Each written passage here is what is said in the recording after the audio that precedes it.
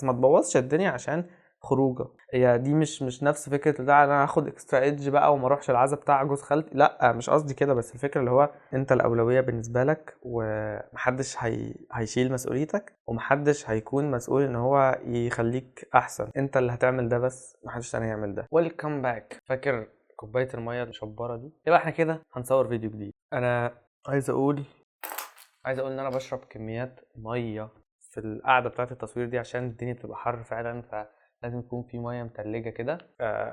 بقى الدنيا كل حاجه زي ما نفس السياح المره اللي فاتت عادي خالص يعني. ويلكم باك تو ماي شانل. ولو انت حد جديد فاحب اقول لك ان انا محمد عبده، او تقول لي عبده على طول. شخص عادي جدا زي اي حد على الكوكب ده، وكمان ممكن نبقى اصحاب مع الوقت. وانت بتتفرج عليا هات لك كوبايه ميه ساقعه تلج كده، وتعالى بقى ايه نقعد عشان الصداع وعلشان نبقى hydrated كده على طول. فروح هات ميه ساقعه. بص بقى، انا هحاول ما اتكلمش كتير في الفيديو ده علشان انا اصلا من النوع اللي بحب ارغي قدام الكاميرا كتير. تسمح لي احط رجل على رجل؟ والله حياه الكونتنت كريتور او الفيديو ميكر ده بيبقى صعب قوي. ما علينا، نخش في الفيديو على طول. واحده من اهم الاسباب اللي ممكن تساعد الانسان او تعطله هي العادات. يا اما هتساعدك يا اما هتعطلك على حسب عاداتك. والعادات بكل بساطه هي الحاجات اللي احنا تعودنا عليها فبقينا بنعملها بشكل سهل وسلس من غير ما نواجه اي صعوبه بدنيه او صعوبه عقليه واحنا بنعمل الحاجه دي. لو جيت تعمل مثلا عمليه حسابيه في دماغك، حد قال لك احسب لي كذا في كذا بيساوي كام، او اجمع لي الارقام دي مع بعض، فممكن تلاقي ان العمليه الحسابيه دي في دماغك تقيله على دماغك ومش عارف تحسبها وعامله لك ارهاق عقلي، لدرجه ان انت ايه ده، انا لا بكره الرياضه او الماث. ولو جيت بقى وتعودت ان انت تحسب كتير او اتمرنت على طرق بتخليك تحسب العمليات الحسابيه دي بشكل اسرع وبشكل سهل، وتعلمت تكنيكات والكلام ده كله، هتلاقي الموضوع بقى اسهل بكتير. مع ان في فتره انت عديتها قبليها كان الموضوع بالنسبه لك صعب وعامل لك ارهاق عقلي، ومع الوقت اصلا هتلاقي ان انت مش محتاج تفكر عشان تحسب الحسبه دي. انت كده كده الموضوع بالنسبه لك بقى سهل، هو الارقام بس بتتعرض في دماغك كده خلاص النتيجه طلعت، وساعتها هتجاوب بشكل سريع جدا من غير ما عقلك اصلا يحس بارهاق او ان هو مش قادر يعمل العمليه الحسابيه دي. فاكرين جامبل زمان واحنا بنتفرج على الكرتون كان في حلقه كده كان بيمرن عقله ان هو هيذاكر بقى وهيجتهد وكده، فكان بيقول لعقله ذاكر وهو يقول له مش عارف وكده، والعقل كان بيقعد يرفع حديد وبتاع. فهي نفس الفكره، اللي هو انت محتاج تمرن بس عقلك شويه، بعدين هتلاقي نفسك عادي الموضوع بالنسبه لك سهل قوي. وده على فكره بالنسبه لاي حد مثلا في هندسه او الناس اللي هم بيبقوا على الكاشير، هو بقاله مثلا 5-6 شهور شغال في الشغلانه دي، فخلاص لما تيجي تقول له عمليه حسابيه بشكل سريع هيحسبها لك في ثانيه، وتبقى انت مش فاهم اللي هو ايه ده، هو انت ازاي سريع كده؟ بس هو ده طبيعي لان هو اتعود على الحاجه دي. فالعادات هي واحدة من الحاجات الأساسية اللي مسؤولة عن إن إحنا نوصل للأهداف بتاعتنا، ده بعد توفيق ربنا طبعا. فتخيل كده إن بس بمجرد إن أنت ما تخلي الحاجة دي عادة، الحاجة الصعبة عليك دي بعد ما تتعود عليها الموضوع هيبقى أسهل بكتير، أنت مش محتاج تبذل كل الجهد ده تاني. طيب حلو قوي، أبدأ منين بقى أو أعمل إيه؟ بص، مبدئيا الأول لازم نفهم العادة دي بتتكون إزاي، وبكل بساطة وبدون تعقيد هي عبارة عن إنك بتبدأ تعمل الحاجة دي بشكل مستمر وبتداوم عليها لحد ما تبقى الحاجة دي بالنسبة لك سهلة، وبتعملها من غير أي مجهود، وبتعملها أصلا ممكن تكون مش بتفكر أنت بتعملها، أنت بتصحى من النوم كل يوم تغسل سنانك وتتوضى وتصلي، أنت اتعودت على كده، زي ما تقول اتسيستمت على كده. فهيها نفس الفكرة بالظبط. العادة دي هي عبارة عن فعل جديد أنت بتعمله لمدة معينة عشان تبقى عندك عادة بتعملها كل يوم. وعلشان نقدر نقول إن العادة اتكونت عندنا أو نقول إن هي بقت عادة خلاص، هي بتختلف على حسب العادة ذات نفسها. يعني في عادات بتبقى محتاجة وقت كبير، ممكن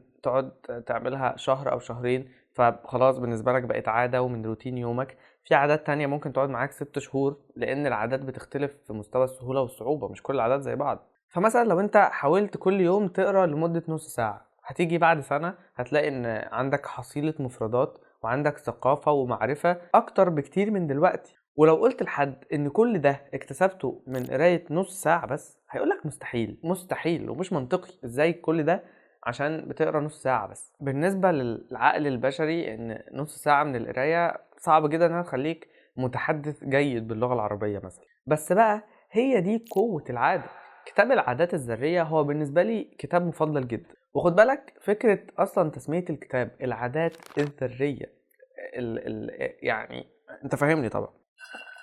المهم ان كتاب العادات الذريه ده بيقول لك انك لو حسنت بس في يومك 1% من الحاجات اللي انت محتاج تحسنها، او بدأت بتحسين 1% كل يوم، فهتيجي بعد فتره هتلاحظ ان التغير بقى جذري. انت اصلا مش هتتوقع ازاي انا اتغيرت كده، زي ما قلت لك في الفيديو اللي فات، اللي هو انا ازاي وصلت هنا، او كل ده حصل امتى، انا مش عارف. لان كل ده عباره عن تضاعف او القيمه المضاعفه، يعني زي اكنك بتعمل مضاعفات، يعني 1 بعدين المره الثانيه 2 بعدين 4 بعدين دي 8 بعدين 16 وهكذا، فاهمني؟ وكل ده جاي من 1% كل يوم. يعني تقدر تقول كده انها استثمار، وانت فعلا بتكون بتستثمر في نفسك، انك بتطور 1% كل يوم. فدي حاجه جامده جدا، ودي مش حاجه تدل على انك ماشي ببطء ولا حاجه، لا. جميل قوي. بناء العاده بقى هو مش سهل ومش صعب، يعني مش حاجه صعبه ان انت تبني عاده جديده، او ان انت يلا انا دلوقتي هشوف ايه العاده اللي انا عايز ابنيها ويلا نعمل ده. موضوع سهل جدا ان انت تعمله عامه، بس الاصعب هو انك تستمر في العاده دي عشان تبقى اصلا عاده، وتقدر تقول عليها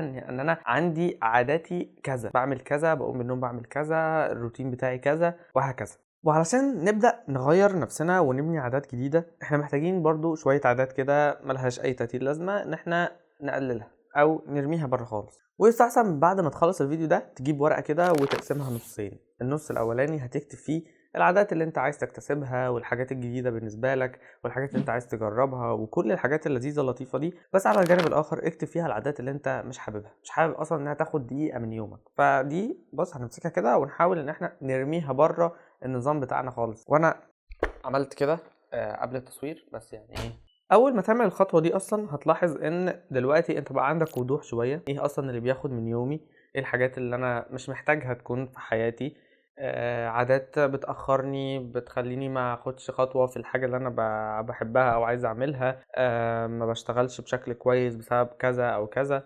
وعلى الجانب الاخر هتبقى الحاجات اللي انت عايز تضيفها، فهتبقى واضحه قدامك، وتقدر ان انت ساعتها تحدد او تبني روتين كامل او نظام لحياتك على اساس الحاجات دي، لان هي العادات هي الحياه. وساعتها هنتكلم على فيديو في القريب يعني ان شاء الله، بما اننا بنصور كده ونشيطين، في فيديو هيتكلم عن الروتين، علشان الفيديو ده مهم جدا. اتكلمنا عنه قبل كده عامه، بس يعني المره دي هيبقى باستفاضه اكتر وبشكل مختلف تماما. اوكي جميل. ازاي بقى ابني العاده دي ما انساهاش او ما كسلش عليها؟ ايه الخلاصه؟ عشان تطير خلاصه فانا مش هرغي كتير، يلا بينا. بص الموضوع بسيط قوي. اول حاجه ممكن تعملها هو انك تخلي عندك في دافع او محفز ان انت تعمل الحاجه دي. يعني مثلا انت عايز تبقى بتبني جسم كويس، فساعتها خلي عندك الدافع ده اللي هو الناس دي كلها، يعني كل الناس بتوع الجيم اللي موجودين على السوشيال ميديا، الناس دي كانت في رفعي. اي حاجه الناس عملتها انت ممكن تعملها، فيبقى قدامك جسم مثالي انت عايز توصل له. ده ممكن يكون حافز بيدفعك ان انت تنزل الجيم كل يوم. او تاني حاجة انك تربط العادات ببعض. يعني ايه؟ يعني مثلا في عادة انت بتعملها كل يوم، بس انت عايز تزود حاجة كمان، او عايز في عادة كمان تضيفها في حياتك، فانت ممكن تربطهم ببعض بحيث ان انت هتسيستم نفسك. اول لما اخلص اعمل حاجة انا هعمل بعديها ده على طول. ممكن نقول مثال، يعني مثلا لو انت عايز تقرأ ورد يومي كل يوم، فمثلا انت ممكن تقول بعد صلاة الفجر او بعد صلاة الظهر انا هقعد اقرأ الورد اليومي بتاعي بتاع كل يوم. فبالتالي انت ربطت عاده بعاده، ان انت خليت ان انت تصلي كل يوم، بتعمل ده كل يوم لازم تعمله، فبعديها هتروح تقرا الورد اليومي بتاعك. وثالث حاجه لو انت عايز بقى تنتظم مثلا على الرياضه، فخلي كل حاجه بتاعت الرياضه اللي انت هتعملها دي جاهزه. يعني مثلا لو هتنزل الجيم او هتروح تلعب كاراتيه مثلا، ايا كان الرياضه اللي انت هتلعبها، يبقى الهدوم بتاعتك موجوده وجاهزه في الشنطه بتاعتك، معاها الكوتش بتاعك، معاها ازازه الميه مثلا او الفوطه، وخلاص انت كده ايه هتاخد الحاجه بس وتنزل. فانت سهلت الدنيا على نفسك اكتر، بدل ما ايه طب اقوم اخد الهدوم من الدولاب، بعدين اخد الشنطه والفوطه اطلع اجيبها من على البلكونه، بعدين انزل بقى وادور على الكوتش بتاعي وهروح. طب تكسل شويه، طب مش دلوقتي، طب هنعمل ده بعدين، وممكن ما تنزلش في اليوم ده. اما بقى لو كل حاجه عندك جاهزه خلاص، انت هتاخد الحاجه كده خلاص الدنيا خلصانه. انا واحده من الاسباب الحاجات اللي بتعطلني حاليا ان انا دلوقتي بصور في الصاله بتاعه بيتنا، يعني ده المكان اللي انا بصور فيه دلوقتي. والحاجات اللي ممكن تكون بتعطلني شويه هو اني لازم اقفل الاضاءه كل شويه واشيل الترايبود من مكانه، والاضاءه اللي ورايا دي طبعا ما ينفعش اسيبها كده.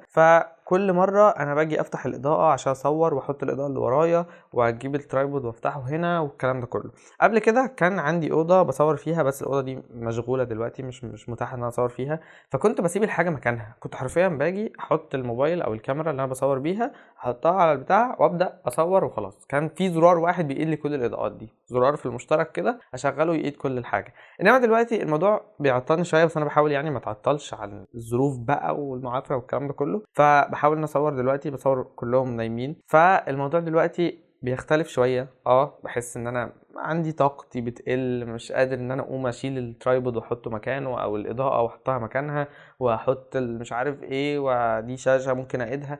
كل الكلام ده ممكن يعطلني وفعلا ليه تأثير كبير قوي على الانتاجية، فاهمني؟ بس يعني بحاول ان انا اتفادى كل الحاجات دي. فلو كل حاجة جاهزة مكانها وبتقيدها بضغطة زرار واحدة، فخلاص الموضوع بقى اسهل بالنسبة لك بكتير. لو كل الهدوم بتاعتك او الشنطة بتاعتك جاهزة وانت نازل الجيم، فخلاص الموضوع بقى بالنسبة لك اسهل بكتير. خلاص انت هتنزل وتروح الجيم على طول، طالما طلعت بره باب البيت عامة فخلاص انت كده رحت الجيم خلاص. في بقى تريكايه كده بسيطه قوي، وهي في عادات احنا بنعملها بنحس بعدين ان احنا ناس كويسه. والله في عادات اللي هو كده واو، انا ملتزم اهو، منتظم والدنيا تمام. مثلا من الحاجات دي بتبقى حاجات بسيطه قوي، مثلا زي انك تغسل سنانك وانت داخل تنام، او انك قبل ما تنام بقى وكده تنفض السرير على اساس ان هو على السنه، وتنفض السرير وتحط الملايه بتاعتك وتنام وتقول اذكارك وكل الكلام ده.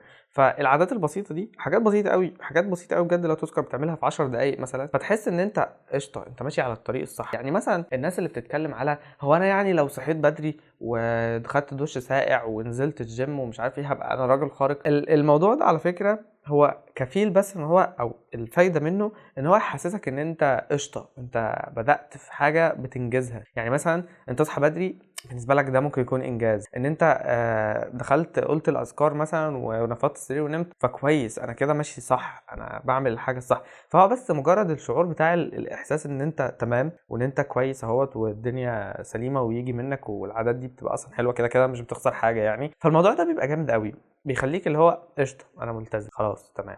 فلو جيت بقى بعد فتره كده مثلا نسيت تغسل سنانك، فتحس ان في حاجه غلط، ما قلتش الاذكار، تحس ان في حاجه غلط، لازم تنفض السرير وتنام في بيئه مهندمه كده وطافي النور ومش عارف ايه والكلام ده كله. بعد كده هتيجي تحس ان الموضوع بيتلخبط. على فكره ده ممكن برضو، خد بالك، ده يلخبط لك العادات الاساسيه اللي في حياتك، ده بجد ممكن يلخبطها كلها. فخد بالك من الحاجات دي، علشان هي حاجات بسيطه قوي بس ممكن تبقى ليها جانب سلبي وليها جانب ايجابي، فاحنا عايزين ناخد الجانب الايجابي بس منها. احنا ناس طماعه. اما بقى جانب ان انت تمنع عاده مش كويسه او عاده سيئه انت مش حابب انها تكون موجوده عندك، فانا شايف ان انسب حل وده من منظوري انا يعني بصراحه، ان انت ما تسيبش فرصه ان انت تخلي العاده دي تحصل. يعني مثلا انت دلوقتي عايز تشرب سجاير، لو انت عايز تشرب سجاير ما تخليش في الحته بتاعت اللي هو انا هتغدى واشرب السيجاره، لا ما تديش لنفسك الفرصه دي. اتغدى واقعد في وسط البيت مع الناس كلها، ان انت ما ينفعش تطلع اصلا حتى البلكونه تشرب السيجاره دي،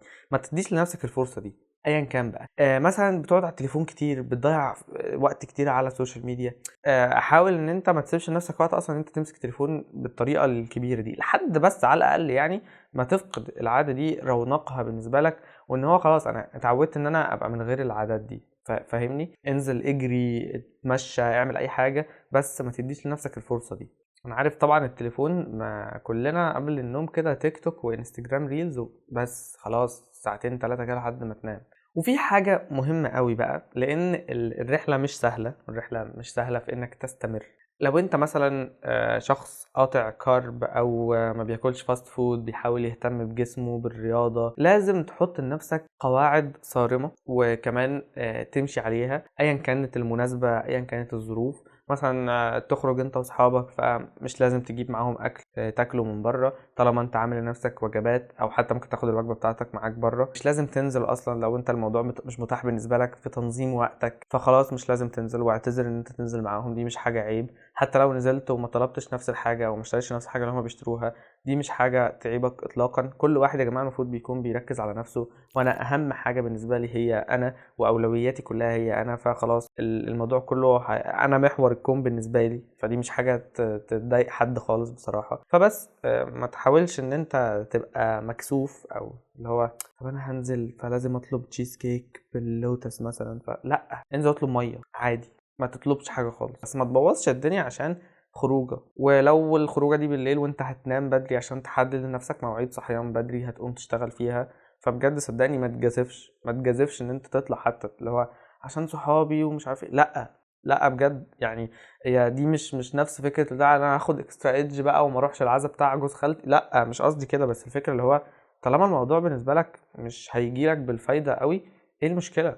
ما تروحش، نام بدري واصحى اتمرن وروح الجيم واعمل الشغل اللي عليك، احسن بكتير من انك تنزل تقعد على القهوه. وممكن ننهي اللونج موفي ده بعباره واحده: انت الاولويه بالنسبه لك، ومحدش هيشيل مسؤوليتك، ومحدش هيكون مسؤول ان هو يخليك احسن. انت اللي هتعمل ده، بس محدش تاني يعمل ده. لو انت شفت الفيديو ده وما عملتش حاجه فده طبيعي جدا، لان انت اللي هتعمل ده. حتى لو شفت الفيديو ده بالنسبة لك مجرد حافز او مجرد يعني اهو يلا بينا نعمل حاجة سوا وان احنا كلنا نبقى احسن نسخة مننا، بس صدقني الفيديو ده لو انت ما طبقتش بعديه حاجة فانت كده كده المسؤول عن نفسك، وحتى لو طبقت ده فانت كده كده المسؤول 100% عن التغيير بتاعك، وانت اللي هتشيل نفسك، محدش هيشيلك. ده الخلاصة بمعنى صح كده عن العادات. لو في حاجة تانية حابين نتكلم عنها تكتبوا لي تحت في الكومنتات، وان شاء الله نطلع نتكلم عنها، نقعد ندردش سوا كده. وعامة عجبني حوار ان انتوا خدتوا الموضوع على وقت اللي احنا ممكن نتكلم مع بعض. بس اتمنى لك حياة سعيدة وتتبسط. يلا سلام، الى اللقاء.